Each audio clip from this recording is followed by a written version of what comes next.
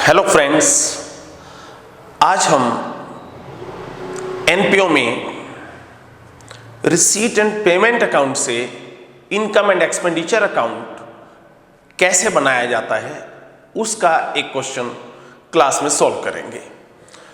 तो हमें, जैसा कि हमने फर्स्ट पार्ट में देखा था कि जो कैपिटल आइटम्स होती हैं वो तो डायरेक्ट बैलेंस शीट में ट्रांसफर हो जाती हैं, लेकिन जो रेवेन्यू आइटम्स होती हैं उनको हम इनकम एंड एक्सपेंडिचर अकाउंट में पोस्ट करते हैं।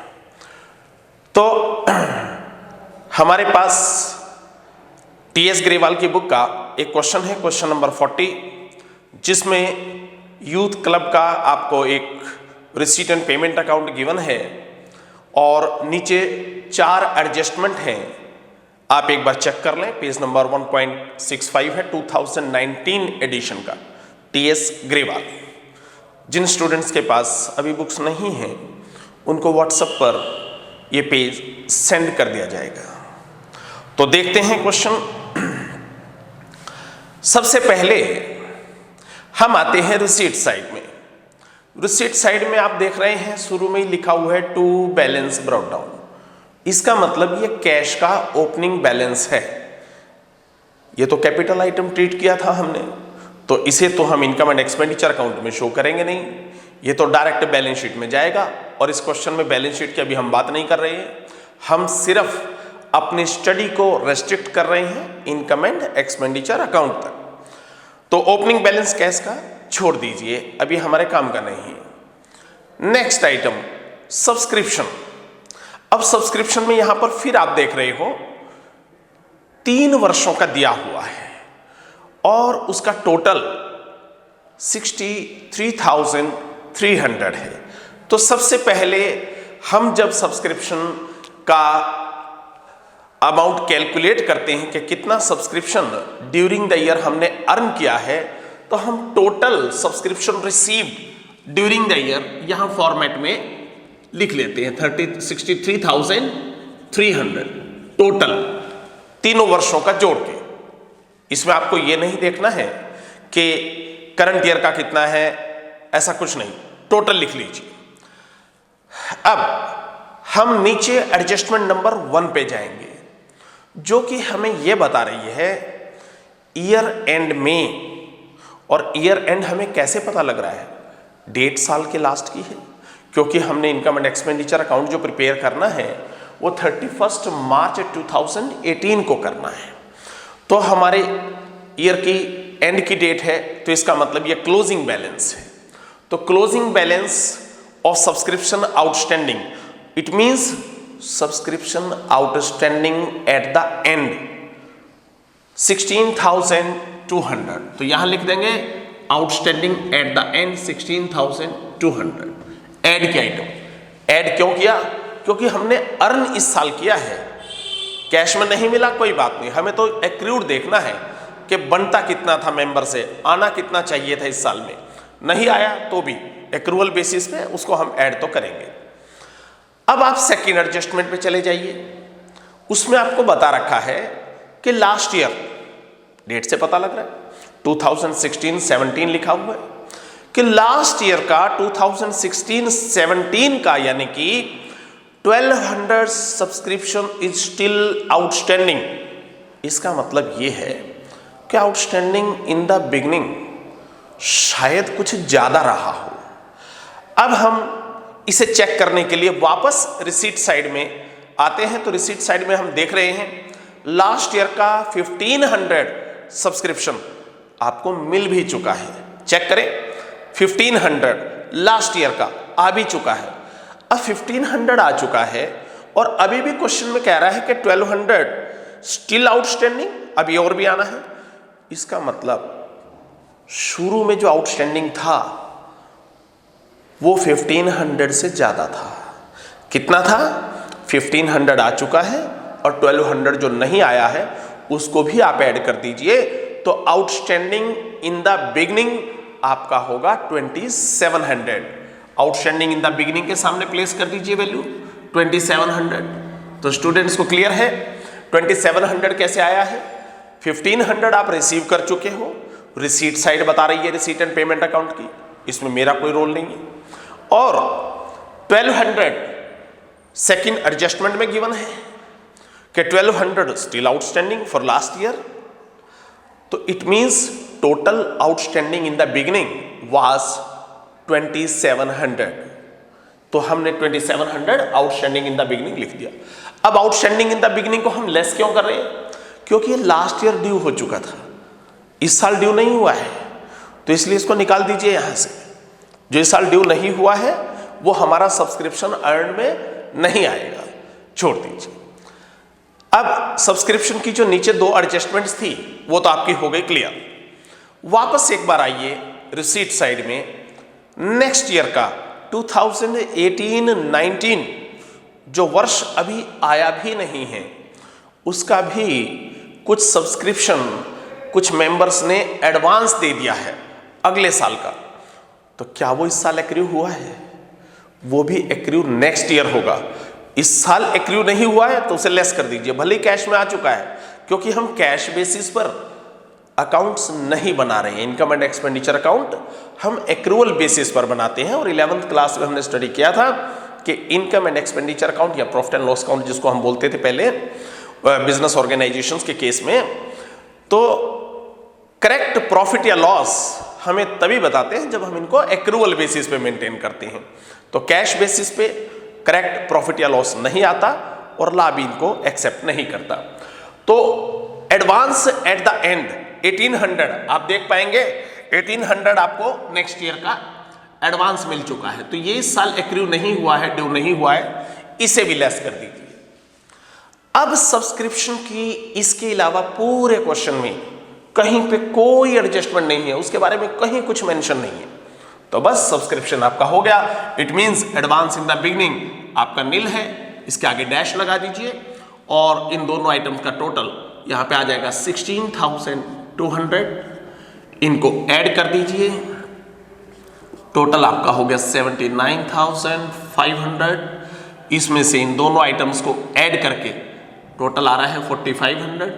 ये दोनों आइटम्स लेस की थी तो आप इनको लेस कर दीजिए, आपका आ जाएगा सब्सक्रिप्शन अर्न 75,000। 75,000 सब्सक्रिप्शन आपके क्लब ने इस साल में अर्न किया है, एक्रू हुआ है। तो यही आपकी इनकम है। जब आपकी इनकम है तो फिर इनकम एंड एक्सपेंडिचर अकाउंट की कौन सी साइड में आएगी?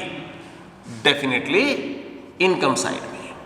तो यहां लिखेंगे इनकम साइड में बाय सब्सक्रिप्शन, ये सब्सक्रिप्शन 75,000 आपने इस साल मेंबर्स से कमाया है। आया भले ही कुछ भी था, कैश में कुछ भी रिसीव हुआ, वो हमारा इशू नहीं था। तो ये आपकी सबसे इंपॉर्टेंट एक एडजस्टमेंट थी सब्सक्रिप्शन की। अब हम रिसीट साइड में आगे बढ़ते हैं। रिसीट साइड में एक रिसीट दे रखी है हमें, डोनेशन फॉर बिलियर्ड टेबल। अब हमने फर्स्ट पार्ट में एनपीओ के पढ़ा था कि जब कोई डोनेशन देने से पहले उसके साथ उसका पर्पज स्पेसिफाई कर दिया गया हो तो वह स्पेसिफिक डोनेशन की कैटेगरी में आ जाता है। और स्पेसिफिक डोनेशन आपने फंड बेस अकाउंटिंग में भी पढ़ा था, और फर्स्ट पार्ट में भी आपने देखा था कि हमने इसको कैपिटल ट्रीट किया था या रेवेन्यू ट्रीट किया था। हमने इसको कैपिटल ट्रीट किया था। जब ये कैपिटल आइटम है, स्पेसिफिक डोनेशन है, इसका पर्पज स्पेसिफाइड है, तो हम इसे तो बैलेंस शीट में ले जाएंगे और फंड बनाएंगे। अब बैलेंस शीट क्योंकि हमारे इस क्वेश्चन का पार्ट है नहीं, तो हम इस आइटम को दूर से नमस्कार करके आगे चलेंगे, इसे छोड़ दीजिए, इसका कोई रोल नहीं। नेक्स्ट, अब आप इससे आगे एक आइटम देखेंगे, आपको लिखा हुआ नजर आएगा एंट्रेंस फीस। तो बताइए एंट्रेंस फीस को हमने क्या ट्रीट किया था, कैपिटल या रेवेन्यू? रेवेन्यू माना था हमने एंट्रेंस फीस को।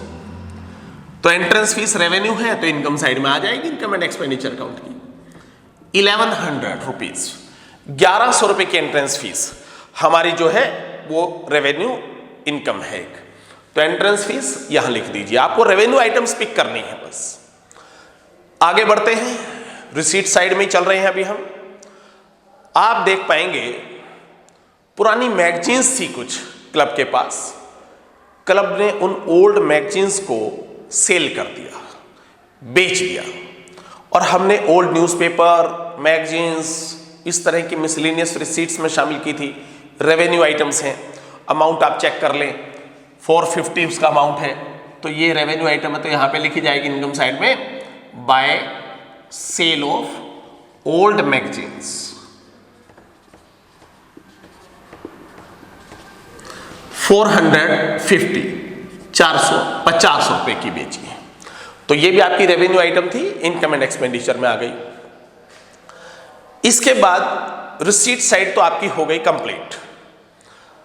आगे बढ़ेंगे सेकंड फेज में, आप चलेंगे पेमेंट साइड पे। सबसे पहले ही लिखा हुआ है सैलरीज, और सैलरीज की पूरे क्वेश्चन में कोई एडजस्टमेंट नहीं है, कोई आउटस्टैंडिंग या प्रीपेड नहीं है, तो सेम अमाउंट सैलरी का। अब सैलरी रेवेन्यू आइटम है, हमने कैपिटल और रेवेन्यू के बाइफर्केशन में इसको स्टडी कर लिया था, तो रेवेन्यू आइटम है, तो यहां पे आ जाएगी एक्सपेंडिचर साइड में टू सैलरीज, अमाउंट है 31,500, ये आपकी सैलरी है। इसके बाद आगे बढ़ते हैं पेमेंट साइड में। एक आइटम लिखी हुई है पोस्टेज, पोस्टेज का खर्चा है, कितना है 1250, और यह भी हमारी रेवेन्यू आइटम है, तो इसको भी हम एक्सपेंडिचर साइड में लिखेंगे पोस्टेज 1250, 1250 रुपए, ये हमने पोस्टेज लिख दी। इसके बाद पेमेंट साइड में नेक्स्ट आइटम है रेंट, रेंट भी रेवेन्यू आइटम है, रेवेन्यू है तो एक्सपेंडिचर में आएगी, तो यहां पे लिखेंगे टू रेंट, अमाउंट है 9,000, कोई एडजस्टमेंट नहीं है, तो इसलिए डायरेक्ट आपको वैल्यू सीधी एक्सपेंडिचर साइड में प्लेस कर देनी है। ये आपका हो गया रेंट। नेक्स्ट आइटम पे चलेंगे, printing and stationery. Printing and stationery का एक्सपेंस है 14,000 रुपीज, 14,000, और कोई ओपनिंग या क्लोजिंग स्टॉक यहां पे मेंशन नहीं है, तो हमें कुछ नहीं करना है, डायरेक्ट रेवेन्यू आइटम है, यहां पे लिखेंगे प्रिंटिंग एंड स्टेशनरी, क्योंकि एक्सपेंस रेवेन्यू है, 14,000 अमाउंट, ये हो गया आपका 14,000 स्टेशनरी का अमाउंट। नेक्स्ट आइटम आप देखेंगे, आपको एक आइटम मिलेगी स्पोर्ट्स मटेरियल। अब स्पोर्ट्स मटेरियल का अमाउंट आप चेक करें, कितने का स्पोर्ट्स मटेरियल आपने परचेज किया है। स्पोर्ट्स मटेरियल का अमाउंट आपको गिवन है पेमेंट साइड में 11,500, और इससे रिलेटेड जब आप रिसीट एंड पेमेंट के नीचे जाएंगे एडजस्टमेंट में, थर्ड पॉइंट है, इसमें आपको ओपनिंग और क्लोजिंग स्टॉक स्पोर्ट्स मटेरियल के गिवन है, चेक कर लीजिए एक बार, मैच कर लीजिए। तो ओपनिंग स्टॉक 3,000 और क्लोजिंग स्टॉक है 4,500, तो 11,500 की आपने पेमेंट की है, कोई क्रेडिटर्स या एडवांस है नहीं क्वेश्चन में, तो डायरेक्ट यही 11,500 ही आपका अमाउंट आ जाएगा स्पोर्ट्स मटेरियल परचेज्ड का। तो यहां हमने वर्किंग नोट्स में इसके लिए फॉर्मेट तैयार कर रखा है, स्पोर्ट्स मटेरियल परचेज्ड आप लिखेंगे 11,500 जो अमाउंट पेड था, क्योंकि कोई क्रेडिटर्स और एडवांस नहीं है कंज्यूमेबल आइटम में, जैसे हमने पढ़ा था, उनको हम नहीं है तो छोड़ देंगे, वो फॉर्मेट हमने वहां से उसका जो ऊपर वाला पार्ट था छोड़ दिया। अब ओपनिंग स्टॉक और क्लोजिंग स्टॉक थर्ड एडजस्टमेंट में, ओपनिंग स्टॉक 3,000, ओपनिंग स्टॉक को हम ऐड करते हैं, 3,000 ऐड कर दिया। क्यों ऐड कर दिया? क्योंकि ये हमारे पास था भाई पहले से, 3,000 पहले से था, 11,500 का हमने और परचेज किया है, तो इट मींस आपके पास कितना हो जाना चाहिए था टोटल 14,500। ये आपके पास स्पोर्ट्स मटेरियल की वैल्यू थी। लेकिन ईयर एंड में स्पोर्ट्स मटेरियल आपने चेक किया कुल बचा हुआ कितने का है, आप देख पा रहे हैं केवल 4500 का बचा हुआ है। तो बाकी स्पोर्ट्स मटेरियल कहाँ गया भाई? 4500 क्लोजिंग स्टॉक है, ये तो चलो आपके पास बचा हुआ है, इसको तो आप लेस कर देंगे, तो इसका मतलब 14,500 में से केवल 4500 आपके पास बचा हुआ है। तो 14,500 में से क्लोजिंग स्टॉक 4500 लेस करके आपका बैलेंस बचा है 10,000। अब इस 10,000 के स्पोर्ट्स मटेरियल के बारे में कोई इंफॉर्मेशन नहीं है, ये कहाँ गया? कंज्यूम कर लिया गया होगा, खेलते समय टूट गए होंगे बैट बल्ले, तो इस तरह से होता है। तो ये कंज्यूमेबल आइटम है। तो ये 10,000 स्पोर्ट्स मटेरियल का अमाउंट कंज्यूम्ड है, स्पोर्ट्स मटेरियल कंज्यूम्ड, और यह हमारा इस साल का एक्सपेंडिचर है।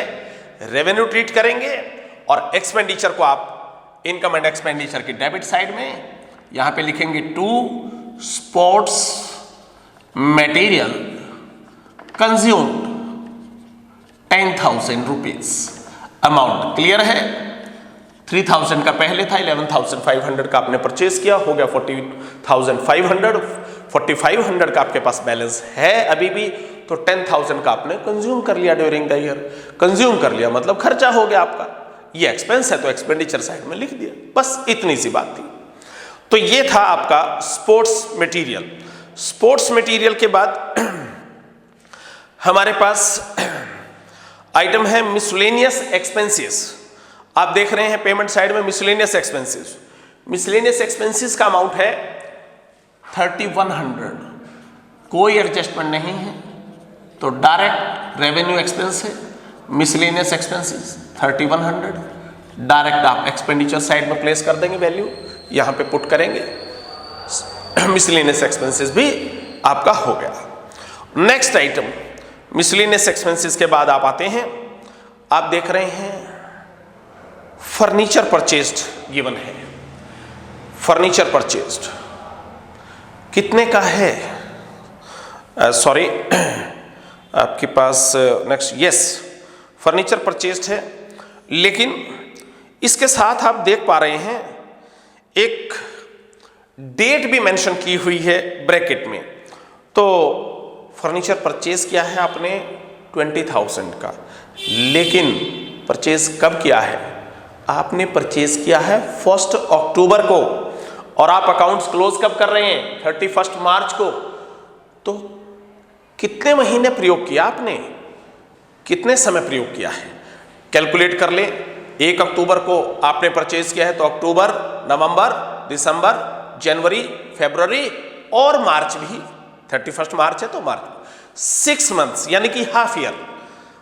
अब आप नीचे एडजस्टमेंट में जाएंगे, लास्ट एडजस्टमेंट इस पर डेप्रिसिएशन चार्ज करने के बारे में आपको बोलती है। तो डेप्रिसिएशन लगाना है कितने परसेंट?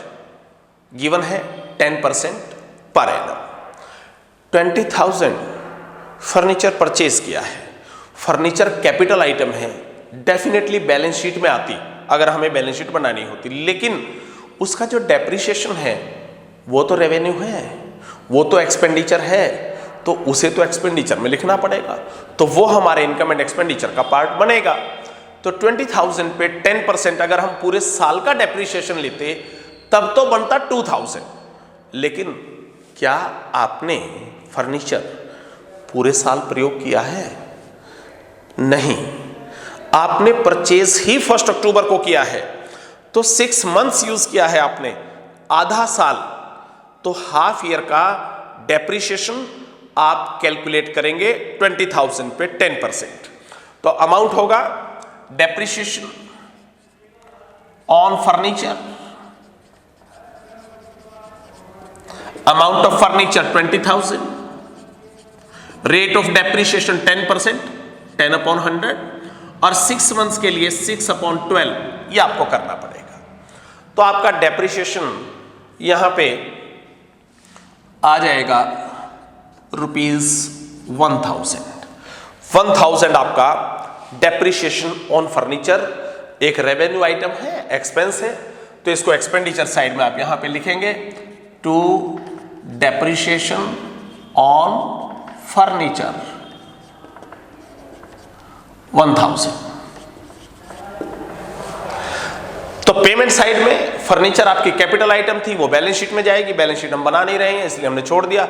लेकिन डेप्रिसिएशन उसका रेवेन्यू आइटम थी, वो हमने एक्सपेंडिचर में कैलकुलेट करके यूजेस का जो पीरियड है 6 मंथ्स का, उसके हिसाब से लिख दिया। अब आप चेक करेंगे नेक्स्ट आइटम पेमेंट साइड में, वो है 10% इन्वेस्टमेंट्स और अमाउंट है 70,000 रुपीज।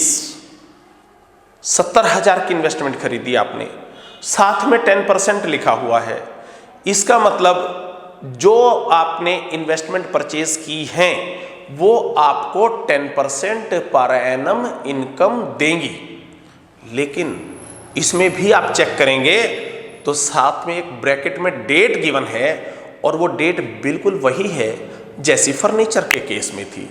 और वो डेट क्या है? 1 अक्टूबर। तो 1 अक्टूबर को आपने इन्वेस्टमेंट्स परचेज की है, तो क्या जिससे आपने इन्वेस्टमेंट परचेज की है या जहां पे सम डिपॉजिट कराया है, क्या वो 6 महीने आपका पैसा यूज करके आपको पूरे साल का ब्याज दे देगा? ऐसा तो नहीं होता।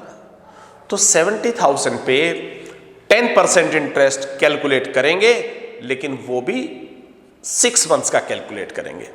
अब इन्वेस्टमेंट तो है कैपिटल आइटम, इन्वेस्टमेंट तो लिखनी थी हमें बैलेंस शीट में, जो कि हम बना नहीं रहे हैं। तो इन्वेस्टमेंट्स को तो आप छोड़ दीजिए, लेकिन उसका जो इंटरेस्ट है जो आपको एक्रू हो चुका है, आपने अर्न कर लिया है, रिसीव नहीं हुआ है।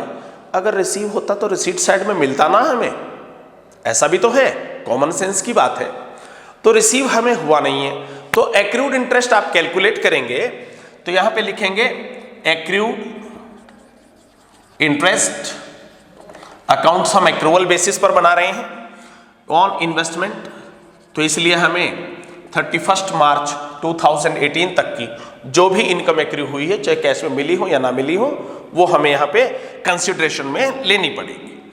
तो 70,000 amount of investments into 10%, 10/100 into 6/12, 6 महीने का इंटरेस्ट जो आपने कमा लिया है, एक्रू हो चुका है, लेकिन कैश में रिसीव भले ही ना हुआ हो, इनकम है तो आपको लेना पड़ेगा।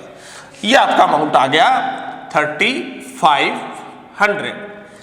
अब इनकम है तो लिख दीजिए इनकम साइड में, किसी से पूछने की जरूरत है नहीं। By accrued interest on investment, ये हो गया आपका 3,500। इसके बाद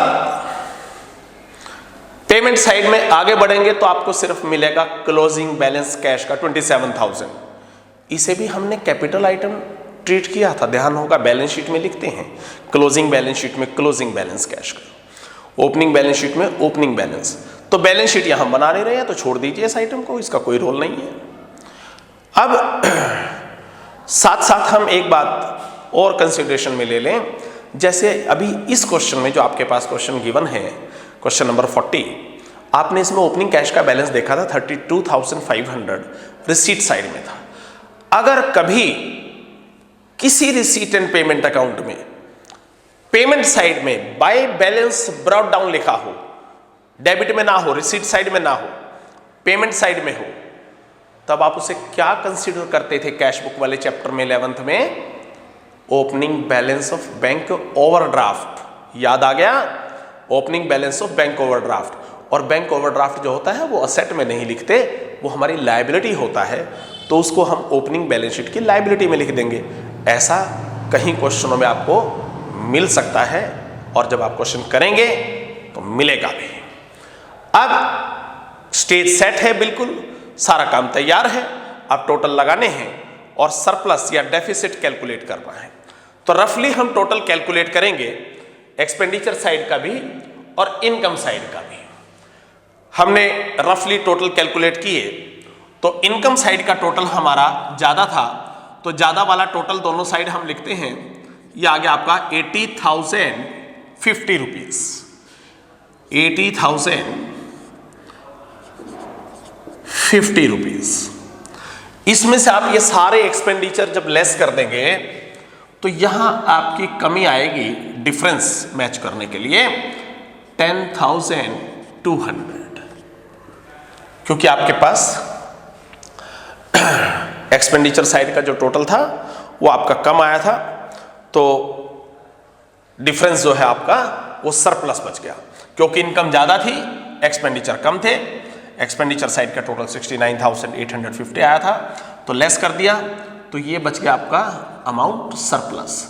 ये सरप्लस एक प्रकार से प्रॉफिट ही होता है नॉन प्रॉफिट ऑर्गेनाइजेशन का, क्योंकि पर्पस प्रॉफिट कमाना नहीं है तो प्रॉफिट नहीं लिखते, इसको सरप्लस बोल दिया जाता है। चेंज सिर्फ इतना है। तो सरप्लस क्या है? Being excess of income over expenditure. ये इनकम की एक्सपेंडिचर पे एक्सेस ही तो है, इतनी इनकम एक्सीड करती थी एक्सपेंडिचर से 10,200। तो यह था आपका एक income and expenditure account, TS Grewal की बुक से हमने पिक किया, क्वेश्चन नंबर 40 2019 एडिशन का। तो नेक्स्ट में हम फुल फ्लैज क्वेश्चंस पे आएंगे और उसमें हम ओपनिंग और क्लोजिंग बैलेंस शीट के साथ इनकम एंड एक्सपेंडिचर अकाउंट बनाएंगे। यहां पे हमने सिर्फ रेवेन्यू आइटम्स ट्रीट की इनकम एंड एक्सपेंडिचर में, वहां पे कैपिटल आइटम्स को भी हम कंसिडरेशन में लेंगे। Thanks for watching this video. आप सब्सक्राइब करते रहिए, देखते रहिए, हमारे साथ कनेक्टेड रहिए। Thank you.